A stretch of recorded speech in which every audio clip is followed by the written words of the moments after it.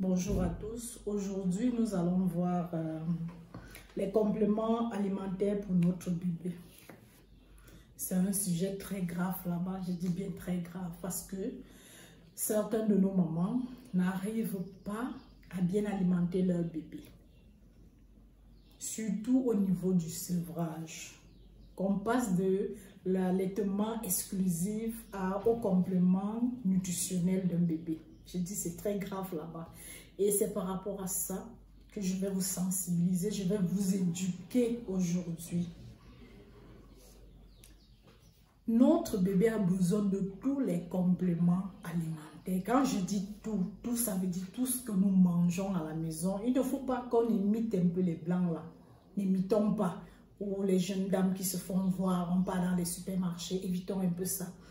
Notre enfant a besoin de tous les compléments alimentaires, donc tous les nutriments alimentaires que nous-mêmes nous consommons chaque jour. Par exemple, il a besoin des protéines, des glucides, des lipides, des sels minéraux. Je dis bien tout, il en a besoin. Et ça se trouve où? Ça se trouve dans l'alimentation que nous mangeons chaque jour. Il ne faut pas exclure certains aliments à nos bébés, soit ça va déranger. Nous devons contrôler. Quand je dis bien, nous devons contrôler, c'est-à-dire, nous devons avoir tout juste nos petits moyens pour pouvoir manger nutritionnellement. Ça ne coûte pas cher. Certaines vont me dire, hey, madame, parce que vous avez de l'argent. Non, ce n'est pas question d'argent. C'est question d'aliments. Je dis bien question d'aliments nutritionnels.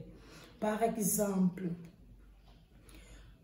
le nombre de repas que notre bébé doit avoir en une journée. Certains ne connaissent pas. Le bébé doit avoir 6 repas. Je dis bien 6 repas en une journée. Ça veut dire, par exemple, au petit déjeuner, nous devons faire une bouillie complète parce que le sein de la maman n'est plus totalement chargé comme avant. Certes qu'elle peut manger, hein? On n'exclut pas l'allaitement maternel, mais elle est intruse dans la nourriture. Ça veut dire que le matin, si nous donnons la bouillie à notre enfant, cette bouillie doit avoir tous les compléments, tous les céréales possibles. Tous les céréales possibles que nous devons retrouver dans notre petit déjeuner. À 9 h, nous devons donner aussi des fruits. Par exemple, de la banane. On a tant de fruits. Notre pays regorge énormément de fruits de bonne qualité et très naturels. À midi, nous devons nous rassurer que le même repas que nous mangeons, c'est ça que notre enfant doit consommer. J'ai toujours l'habitude de dire à certains moments de contrôler au niveau de l'enfant. Alors, il faut contrôler ce que l'enfant a mangé. Est-ce que son organisme va avec ou pas? Si tu as préparé le pain, c'est le pain que ton enfant doit manger à midi. Ce n'est pas peut-être, je ne sais pas, parce que le pain, chez nous, d'autres gens disent le pomme, c'est quoi le pomme? C'est un nutriment, c'est un aliment qui est bien nutritionnel en fer. Et quand c'est nutritionnel en fer, ça veut dire que ça contient tous les sels, tous les fers possibles, les sels minéraux parfois qu'on recherche, certains nutriments qu'on retrouve, il y a tout ça là-dedans.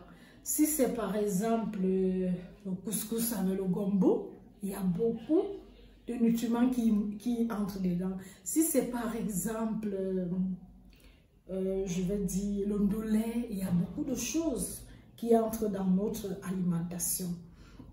Et maintenant, à partir de 15 h, qu'est-ce que nous avons à donner? Nous avons à donner des petites céréales, par exemple, le biscuit par léger. Vous voyez un peu, parce que moi je vois certaines femmes donner le biscuit par léger à contre-temps à leurs enfants, c'est pas normal. Elles doivent savoir à quelle heure on donne cet aliment-là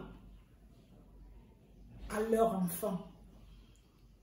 À 18 h, qu'est-ce qu'on peut donner au bébé? On peut donner le yaourt. Mais je vais vous donner la composition du yaourt dans la prochaine édition. Pas aujourd'hui, la prochaine édition, le yaourt naturel.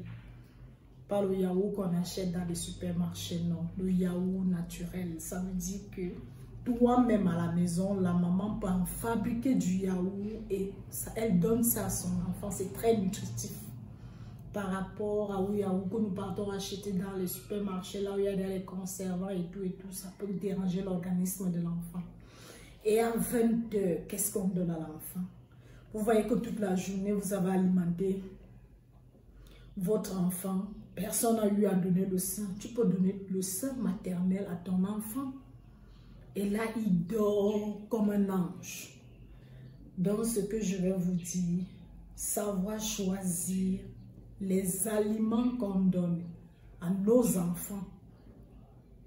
Et en plus, à la fin, observer. Parce que certaines nourritures, certains nutriments ne vont pas avec certains organismes. Moi, je vais vous prendre l'exemple d'un enfant que j'ai eu à recevoir dernièrement, qui avait la malnutrition. La maman ne connaissait pas quel aliment donner et elle s'est seulement mise à donner un seul aliment. C'est pas normal. On doit donner tous les aliments possibles. Et maintenant, certaines mamans qui disent, par exemple, mon bébé n'aime pas ça. Non, il faut forcer. Avant même de donner la nourriture à l'enfant, la maman doit se comporter. Quand tu veux manger, tu dois d'abord mettre dans ta bouche avant de lui donner, sinon il va refuser. Et c'est comme ça que la malnutrition commence, parce qu'il va commencer à bouder, il va croire que vous êtes en train de lui donner le remède, alors que c'est pas ça, c'est de la nourriture. Ben, il faut d'abord, vous savez que sur nos mains, nous portons nos futurs ministres, nos présidents, et leur capacité intellectuelle, ça dépend de nous les mamans. Et tous ces aliments-là entrent dans une composition pour la capacité intellectuelle de votre enfant. Vous vous dites souvent que l'homme vit par le cœur. Je dis non, l'homme vit par le cerveau. Parce que tout est commandé par le cerveau. Et ce cerveau doit être nourri. C'est pourquoi vous allez arriver à l'hôpital, on va vous dire le cerveau de votre enfant, vraiment tous les nutriments, il faut que votre enfant doit manger ci pour que ça soit bien développé. Vous voyez un peu. Alors que dès la base, la maman pouvait, avec tous ces aliments nutritifs, donner ça à l'enfant afin que le cerveau soit de très bonne qualité.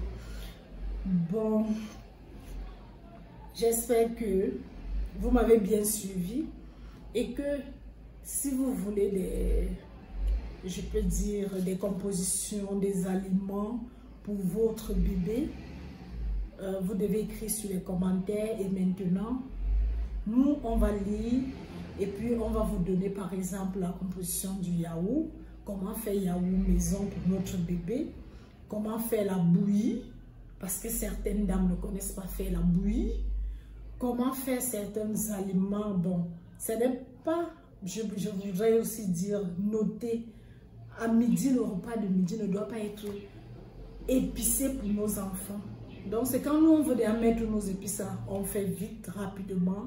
On enlève une petite partie pour pouvoir nourrir notre enfant. Donc, la nourriture de l'enfant ne doit pas être trop épicée. Il faut noter cela. Il faut aussi noter que